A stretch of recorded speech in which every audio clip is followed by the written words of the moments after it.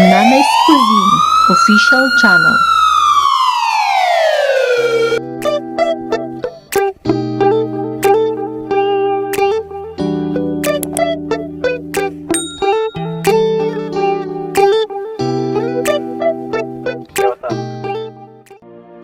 Magandang araw mga kabaryo! For today's video ay magluluto tayo ng Ilocano dish na sobrang napakasarap at napakasustansya. Alam naman natin na kapag narinig nyo ang Ilocano dish na sobrang masustansya, ito ay ang mga gulay na pinaghalo-halo at tinatawag na inabraw in Ilocano word. Hindi ka pa familiar? Pwes, panoorin mo ito at makakakuha ka ng isang bonggang ideya sa pagluluto ng mixed gulay. Ito ang mga kinakailangang sangkap: kalabasa, patola, sitaw, patani seeds, beanstalk, karne, pero optional lamang po kung gusto nyo lamang maglagay. At higit sa lahat, ang pinaka-importanting sangkap, ang ating bagoong na pagtinawag sa Ilocano na ang puwet ngum na imas.